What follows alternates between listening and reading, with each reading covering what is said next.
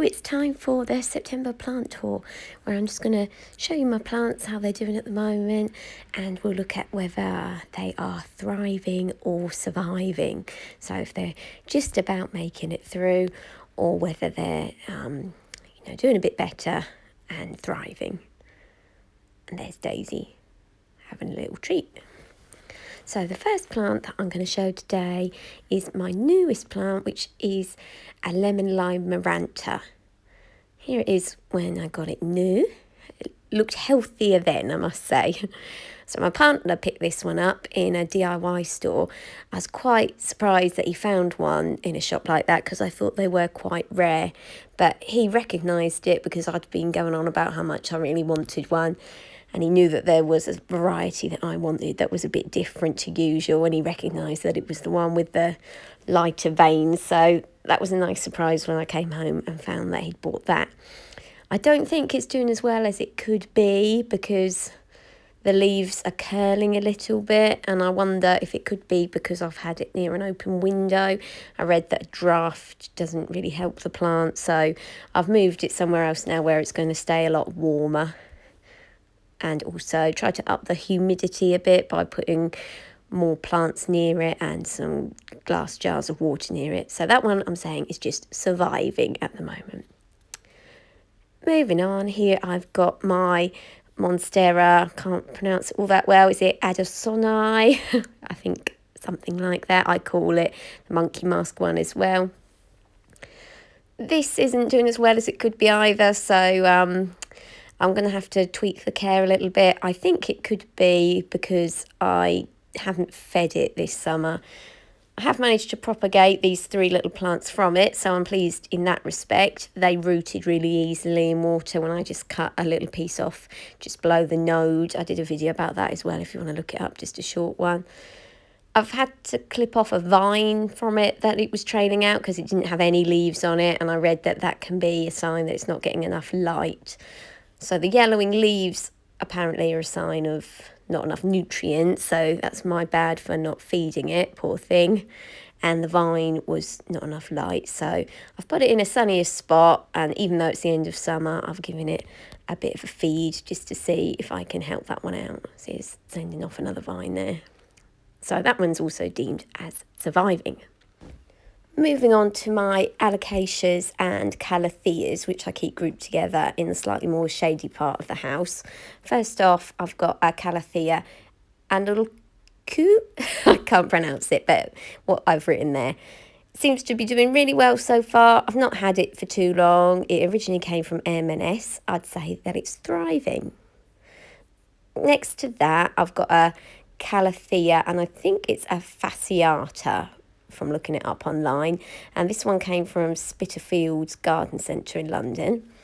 I love the green leaves and the dark veins on this one. So far it's doing really well, also thriving. Next to that, I've got another Alocassia. This one is an Alocassia poly, also came from M&S, came with that nice pot that it's in there. It was just a tenner, which I think is pretty good. As you can see, it's got a nice fresh shiny new leaf on it, so I would also say that that one is thriving. They seem to be quite happy living there together on a little bench. Next to them on the floor, I've got my Alocassia, which I think is a Wentai, is it? Possibly. I wasn't sure if it could be a regal shield. That's its propagation there next to it. They can be fussy plants, but so far it's the best it's looked in a long time. It's got a good number of leaves on it. Every so often it sacrifices one when it's growing a bit of new growth. It seems to drop an old one off of it. And I've gotten used to that now, so I cut off those as they die off. But at the moment it's doing well. It's not drooping too many of them, so I would also say that one's thriving. And that's how I test if it needs watering. I just stick my finger in it and check that the first couple of inches are dried out before I water it. That one's thriving. Next up is my pachira aquatica, which I'm also trying to propagate, which I read you can do just from a leaf, which is why I've got 2 of them in a pot there. So pachira aquatica can grow really big. Apparently it can grow to 60 feet in the right conditions. So the leaf is just in a jar of water at the moment. Apparently the little rough piece that's coming on the stem there is indicating that it's getting ready to grow a root. So I'm just going to leave that for longer and see what happens. They look quite nice just sitting in a jar of water on the table, so I don't care if they take a long time to root up. There's the original plant. I got that one from Wilkinson's, probably had it about a year now. Wasn't too expensive either. I think it was £12.50, but it's growing really nice and big. I love the leaves on it. I love the twisty trunk as well. I need to find it a better planter because it doesn't quite fit in that one properly. But so far it's been really easy to care for. I water it sort of when I remember. It doesn't care if I miss some waterings. It doesn't seem to have any trouble if I give it a lot of water. It doesn't really seem to mind what I do, really. And it seems quite happy wherever I sit it. We've had lots of nice new leaves on it, which I think look really cute when they're small. There's one in there. I'd definitely say that one's thriving. Moving to the other end of my table, I've got a couple of dieffenbachia plants. I've put what I think their variations are on the picture because there's lots of different kinds of dieffenbachia. I'm fairly sure that that one is a green magic, having looked it up online. These seem really easy to care for as well. I got them when they were very small from B&M. They were only £2.50 each. And aside from where I accidentally damaged it with my hoover when I was being a bit too enthusiastic hoovering around the plants, they're otherwise doing very well. And I would say that both of those are thriving. I like to keep watering them as well, just to up the humidity. But I've had lots of new growth on the gold variegated one especially. So overall, I would say both of those have been quite easy to look after. There's even a little extra plant ground on the side of that one. So in springtime, I think I will separate that and propagate a new smaller plant. So doing well so far. I'm going to add those to the thriving pile. Behind them, these two plants, I'll just quickly mention I got them at the same time from B&M. They were also mini plants that were just £2.50 each. They're both some kind of Peperomia. They need dusting. I've got my eye on getting a Peperomia in the watermelon variety at some point because I really like the veins on those leaves. I'd say these ones are doing well. I'm a bit bored of them at the moment. Might give them away. That's why I'm not talking about them too much. Moving on to one of my favourites here, which is my Pilea plant, which has really grown nice and big in the year that I've had it, and it just keeps producing more and more plants. I suppose the parent plant is looking a bit more bedraggled than it did before. I'm not sure that it really enjoyed the very hot summer that we had. And some of the bottom leaves are yellowing off a bit at the moment. But all around the base of the plant it's been producing extra babies all the time. The leaves on it are just getting massive. I would probably prefer that they would stay a bit smaller because I think they look cuter when they're smaller, but there we go.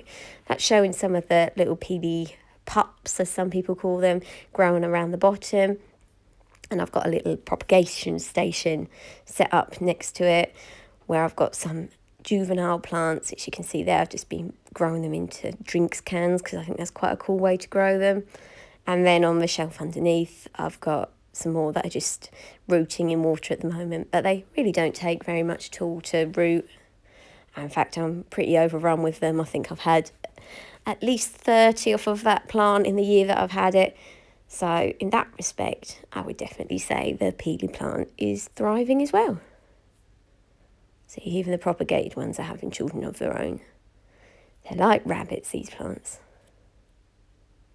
I think that they like that my house is quite bright, but they're not in direct sunlight, so it seems to suit them pretty well. Everybody's going to get one of these from Christmas from me. I'm going to show you quickly one of my monsteras. I know everyone has a monstera, so it's nothing particularly exciting anymore. This one I've moved into the bedroom because it's so big it needs a lot of room. It's been getting some nice new leaves on it. Always exciting to get a new leaf on a Swiss cheese plant. Again, I've neglected its dusting a bit, so that one needs dusting as well. I've been watching some videos that show you tips on how to care for them. It says there's no need to, take off those ugly leaves if they are misshapen. But one thing I learned that was quite interesting, looking in the base of the pot here, is I think I might have 3 plants rather than one big Swiss cheese plant. So every stem apparently is a plant. So I think that's why it looks such a nice, big, monstrous plant, is because there's actually 3 of them growing in there, which I didn't realise before. And one of them has a hole. That's probably got a name, hasn't it? So we've got the fenestrations and a little hole in it as well, which I think is a good sign of maturity. So I'd say that one's mostly thriving. Some of the leaves are a bit misshapen. And then right at the end, this one I picked up for just a couple of pounds in Wilko. I always loved these as a kid because it looks like a funny little tree. You could imagine it really being from the forest, that one. So that's an asparagus fern. I don't know if you can propagate them from a cutting, but it did have a long piece growing out of the top, which I've snipped off and put in water just to see if you can propagate those from cuttings. I think you are supposed to propagate them by separating the stems at the bottom. But for now, there's one of those sitting in water as well. You can see it was growing out of the top like that. So far, that one's thriving as well.